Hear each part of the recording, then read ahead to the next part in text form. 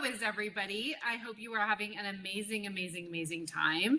I am so excited to welcome back Wendy here. Thank you. And well, I guess, now we're going to have our underwear in order, and let's get our finances in orders, ladies, shall we?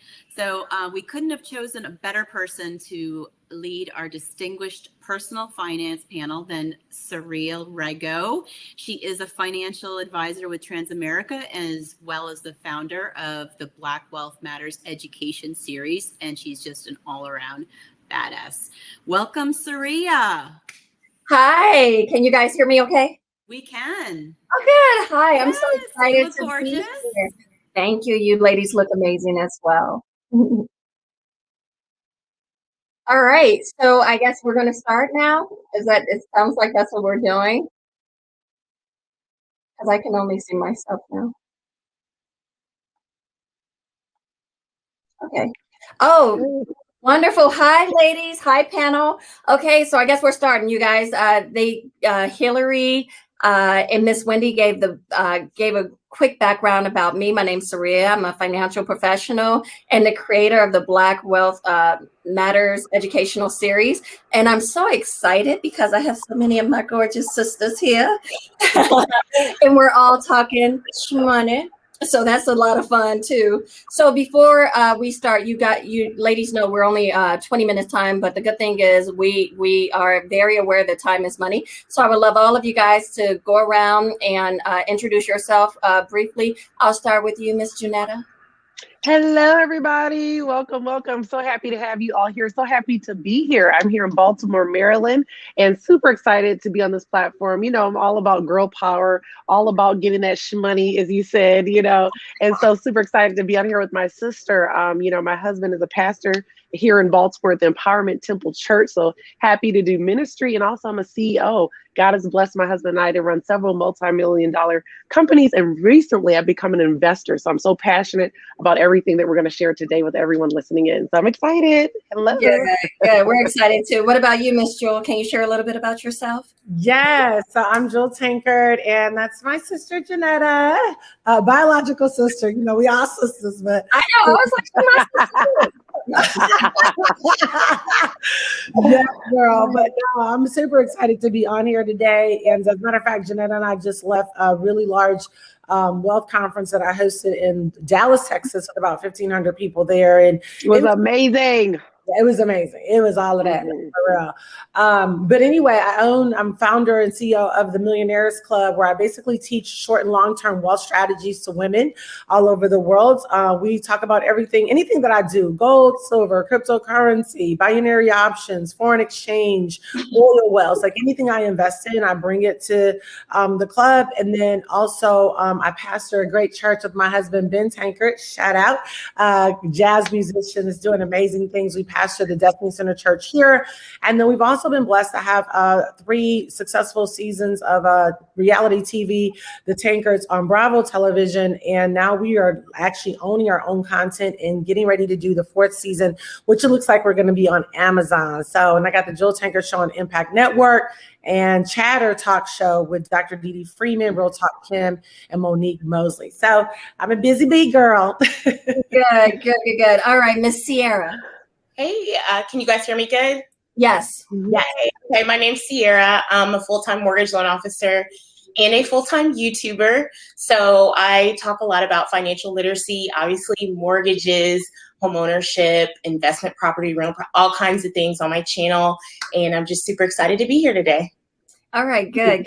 Let's just dive right into it. So you guys, in general, women tend to be insecure with money. So what I want to do is I want to start with Jewel about that. And then you guys we're going to do a little differently. If you want to just add in, just jump right in there and just piggyback off what she's saying. And let's make sure to add and not repeat. So in general, women tend to be insecure with money. Jewel, how can that be fixed? Yeah. So first of all, shout out to you, Sierra, for just being in the financial realm. Yeah. I'm so excited when I see women particularly, and particularly women of color. But I think it's because the way we were raised, like, like your mom, she takes you to cooking class or she takes you to volleyball, and she maybe talks to you about going to college, but nobody sits at the dining room table and says, hey, how do we build a financial blueprint? How do we build a wealth blueprint? Or it's more like marry a successful man and he'll take care of you. And so I think all these ideologies have caused us to be very insecure, but I've found, and you guys have probably found the same thing, like when a woman really taps into her financial instinct, she becomes bossy with it. Like she learns how to trust that gut. And so I think it's just getting over the initial fear of, I don't know if I can do this because my husband or my man always took care of me. And then now learning that, no, girl, you can really take care of yourself and probably do extremely well with it. So learning, Sierra, add to that for us. Yeah, so I think a lot of it has to do with knowledge. Knowledge is power for sure. But I also think a lot of us feel as if, well, we do have to break through a glass ceiling. And that's also financially, we are paid less than men, but we also have to spend more than men. And so I think that contributes to a lot of that behavior in women. I love that. Mentioning the pink tax, we need to learn more. Janetta, what do you want to add? Yeah, I think it's the fear factor. You know what I mean? Statistically, girls, math is just not that thing. I know for me, that was not my thing. And so when you think about numbers and you're just like, and I'll be honest, I always share this. I was that girl who generally would let my husband kind of deal with that. You know what I mean? As long as the numbers look right, I'm good. I don't need to get into the details. And I'm so thankful that I recently challenged myself to say, no, you do need to get into the details. And that's okay. It's like, I think, a lot of it is just culturally, this idea that the man does the finances, the woman kind of does the homemaking things and all of that, the children. And I think we really need to change that narrative. Yeah. And if I can add anything, it would be to look at people like you guys and people like Sierra, all of you guys, you have some sort of social media. So start there, learn in a way that doesn't make you feel attacked. And then sit down with advisors. So I'm noticing that Generation X tends to be a little bit more financially independent. And it's making me wonder, where does that fit in relationships anymore? Like, do you guys think it's important to be on the same financial page as your partner? Or because things are so separate, it doesn't even matter anymore? Let's start with you, Miss Sierra. Yeah, I definitely think it's important. I mean, the number one reason for divorce is finances. And I think that should be talked about very early on. I think expectations should be managed, and everyone has their own way that they manage their finances and their relationships and their marriages. So I think as long as you both are on the same page, whatever works for you is fine. But it has to be communicated and established early on. Janetta, what would you like to add? I think generally we need to be on the same page. More recently, I think it's okay for us to be separate. And that's a kind of a newer thing for me. For example, I recently started investing in the foreign exchange market and cryptocurrencies. And initially my husband was like, I don't know about that. I don't think we should do that. And so, now he gets it, right? We're both in it together. But I'm thankful that I just kind of took that step, you know what I mean? And said, no, I see the social proof. I see the economic proof. So I think generally speaking, we're very progressive. But as it relates to some things, I think it's a healthy space that we do some things together, but then maybe some things I do different, and that's okay. You'll find out later on. It's okay. Yeah, good for you. So no asking for permission, just doing it because you're an adult. All right. What about you, Jill? What would you like to add in regards to being financially independent from your spouse or not? Yeah, I think it's super important. I think that everybody needs to have their own financial independence, even men. I think men need to have their own money. There's tons of decisions that I've made that my husband was not interested, whether it was investing in real estate in the inner city of Detroit or whether investing in an oil well out of Texas. He just wasn't necessarily interested, but he's in aviation, a pilot. We own a couple planes, and he would want to do stuff in the aviation world that I would probably not do, but I'm proud of him for doing it. So we've learned to respect each other's financial gut. We've learned to respect each other's gifts. And even when it comes down to taking care of like your parents, where you might want to buy them a house, your spouse might say, we'll spend $100,000. You might say, I want to spend $750. If you have your own bag, there's nothing really to talk about. You get to flow the way you want to flow. Yeah, I like that. And then what I would add too is that make sure you're you respect it, because I have seen couples where the husband was like, no, I don't need a plan, and the wife was like, we need to plan, and then next thing you know, divorce. And so you got to be on the same page in some regard. Now, as entrepreneurs, Miss Jeanette and Jewel, you guys are each other's best friend, I could tell. But how do you guys deal with friends with your ambition? Like, how does that work out for you? And I'll start this one with Sierra. How do you deal with friends being so ambitious? With friends, I honestly, with my group of friends, we really motivate each other and encourage each other. And I have friends in all different industries. I have friends that do the same thing as I do in other industries. So I try to draw from each of them, and we really just feed off of each other and learn from each other. And, that's kind of how I deal with my friends. Mm-hmm. Miss Jewel? Yeah, that's really good. I mean, it's the only way a friendship will work for me probably is if they're ambitious. Otherwise, you won't have anything in common. Because I'm extremely goal-oriented, and I have to stop myself from working to connect sometimes. And so it works out great for my sister because we were raised together. So we are besties. And then I have some other really good friends, but we're all super ambitious. And we still love God. We still love our husbands and all of that. We family people. But to just have somebody who is like a housewife, I would love them and respect them. But us being close, it probably would never work. Yeah, I think we'd be team doing too much. It's just the way we live. It's who we are. You know what I mean? And so I think what Jewel said is really good, because I love being around people who stretch me. I don't want to be the biggest person in the room. You know what I mean? I love, even with my sister, we kind of vibe off each other. Like, what are you doing? Okay, that's great. And so I think it's important that, you have to be around people who are moving in the same direction or you are already there. Because otherwise it will seem like team too much. Like, you know what I mean? And so I just, and I think that's so important. So that's just it. It's just not going to work any other way. That's just the reality. Yeah. Now, I'm thinking of this in a moment, and I would love to get you guys' opinion on it.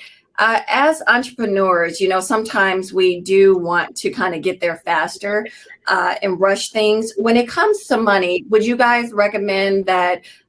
What do you guys recommend as the best strategies for entrepreneurs to learn what you're doing? Like learn a Forex, learn a crypto, so that they can get from point A to B. And it might be just watch your show. I don't know. What do you guys? Let's start with you, Miss Janetta. Yeah, well, the amazing thing is that Jewel and I are part of a platform. It's amazing. It's a wealth platform. It's going to teach you everything about cryptocurrency, about the foreign exchange market, about binary options. So we're both a part of a platform like it's like the Harvard University of Wealth Education. It's all online. We watch short, sweet videos. We actually have educators that educate us daily. So we both participate in these markets every single day because of this amazing platform. So the beauty is I just plug and play. You know what I mean? And so that's the thing that I love. So that's pretty much what we do. And we help others to plug into that same platform. All right, perfect. Sierra, what do you recommend for people? Yeah, I think a multifaceted approach is really good. Obviously, I do YouTube and I do videos, so that's a great place to start for sure. I actually really like reading, kind of the old school way. Like when I wanted to learn about the stock market, I read The Stock Market for Dummies. I mean, you can't go wrong with reading, and then also talking to people. But I think with talking to people and learning from people, doing your own research as well is really important. Okay, awesome. Jewel, is there anything you want to add that your sister didn't cover? Yeah, I would just say a wealth community, get with other like-minded people, kind of like Boss Talk. Get with other like-minded people that you can ask questions to. Don't stop ever asking questions, because the rules of money that even 10 years ago, 20 years ago, we're definitely in new rules of money. So you just got to be around a community where you can grow from them. Mm-hmm. I love that. And what I would add is get your own team, like get your own CPA, get your own advisor, get your own lawyer. Sure, bounce ideas off of your group and your community, but have your own person that's your fiduciary for what you're trying to do. All right. Now, as an entrepreneur, how do you guys manage like the mental, physical, financial, all the struggles that come along with being an entrepreneur? How do you guys manage that? And I'll start with Miss Jewel. So I'm big on teamwork, Sierra. Like when I say teamwork, I mean, I got the domestic team. I got a great housekeeper, finally. I had a living for 17 years and she moved out. And I was like, Lord, what is going on? But we got a solid housekeeper. She helps to cook. She helps to make sure that the pantries are stocked. Then I also have a personal assistant that comes to my house every day, Monday through Friday, unless I'm traveling. Then I have another personal assistant. And then for real estate, I have a team there. I've got a property manager, contractors. So I think, to the measure that you want to scale, you're going to have kind of like what you said a minute ago, you got to have a CPA, you got to have an attorney. Like, you just realize you cannot scale by yourself and you're going to have to hire your weaknesses. And so that allows me to do that. I have a masseuse that comes over every Monday at 7, 2-hour deep tissue. Then I have my esthetician every month. I'm going to see her to keep my facials, because what I'm not going to do is work myself to the bone. That's what I'm not going to do. So I think having those people in place have really helped a lot. I love that. And Jewel, thank you so much for being courageous enough to say my name, but it's Saria, like Maria with an S. Saria. Okay. Yes. Me and Sierra, I told her, I was like, Sierra, I get called your name all the time. Thank you. Yes. All right. Now, what about you, Miss Junetta? Yeah, that's such a great question. As Jewel's talking, I was reflecting on when I first started my business years ago, and her daughter was little and my daughter was little, and I had my son as well. And I made it a family affair. I made it the business, especially when you're first getting started. I would tell my daughter, you know what, there are going to be times that mommy's going to have to work hard, but guess what? We're going to go to the museum later. I'd have Jewel's daughter and they would be with me. I even took them traveling with me. I would do different things and consulting in different states, and we would make it a thing. So I would get my work done, but at the end of the day, guess what? We're having movie night. Guess what? We're going to the museum. And it's such a blessing to see it all manifest. Now my son and daughter run different departments in my company, and they were part of the whole process. They understood that there is sacrifice, but there's also reward, and they were a part of that journey. Oh my God, I love that. I want to piggyback off of that. Sierra? I definitely would say probably a combination of what the two ladies just said. Definitely a support system and self-care. So when it comes to a support system that ties in kind of the friends, as we were talking about, like, I found for me, having friends who were also building businesses and doing what I'm doing and just talking and supporting each other and knowing someone else is going through the same struggles really helps. Also, self-care is really important. I know for me, I can work and not take any time out for myself. And if you do that for so long, you get burnout. And so definitely I try to do something I love every day. So I think focusing on your business is so important, but also taking time for yourself, because if you don't put the mask on, you can't help other people, right? So, yeah. Listen, I told my husband tomorrow, I'm going to be in the spa all day, just all day. Don't even, I'm turning off, I'm done. I'm done. Yes, it's necessary. Yeah, and I like what you were saying too, Junetta, about including your family, because I think sometimes women, we compartmentalize a little too much and people don't get to see the realness of it, and that doesn't help, right? Yeah, I just feel like, and the kids are more understanding than you think if they have that communication with them. You know what I mean? Because a lot of times as moms, we have that guilt, right? Because we have to work, we have to lead, we have to do this. But if they understand you're going to get your time too. Just let mommy do this. But this is what the expectation is. I think it's all about expectation. Yeah, absolutely. And the last question that I think we have time for, and I want you guys to add whatever you want. What would you like these entrepreneurial women to know about money? Let's start with Sierra. Ooh, okay. I would just say not to be scared of it. I think it all ties back to the beginning where you were saying, as women, we have so many unique struggles that men don't. And I think just not being afraid to learn, being afraid to reach out to people, being afraid to do research, being afraid to fail, I think is a really big thing. I know that held me back for a long time from things. So just letting go of fear is important. I love that. Jewel?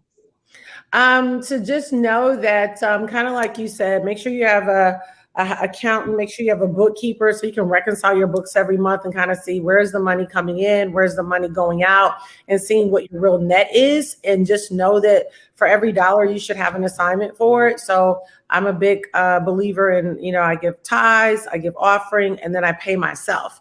I pay myself through various different appreciating assets, and then I go on to pay my bills. And to eventually get your investments, the goal should be, let me get my investments up to a point where I can live off of the interest and not my income. That's not going to happen initially, but with enough investments really starting to work for you, hopefully you'll get to a point, it might take you 5 years, maybe 10, but you should get to whatever that income is for you, whether it's 10,000, 100,000, 500,000, whatever you need per month. Just always think with your money, let me invest. So eventually this can happen in 20 or 30 years because I love that process. Thank you. Being intentional. Junetta. Yeah, I think for women, we need to follow our guts, or the Holy Spirit, as I like to call it. We have that woman's intuition, that mother's intuition. And a lot of times you may be the only person who sees something, but you know what? Trust that. That's your space. That's where you want to follow that. And so I just encourage you, when you feel that pull, when you feel that tug, even if no one else sees it, that's where you need to reside. And that's what you need to follow your instinct. I love that. And what I would add is, as women, we get to create a new path now, right? We get to create the companies. We get to be the employers. So pay well, create good environments, create healthy environments. Understand that a business is a tool. Let's do bigger things with these tools. So I think our panel is done, and I pride myself on staying on time. Ms. Hillary, is there anything else?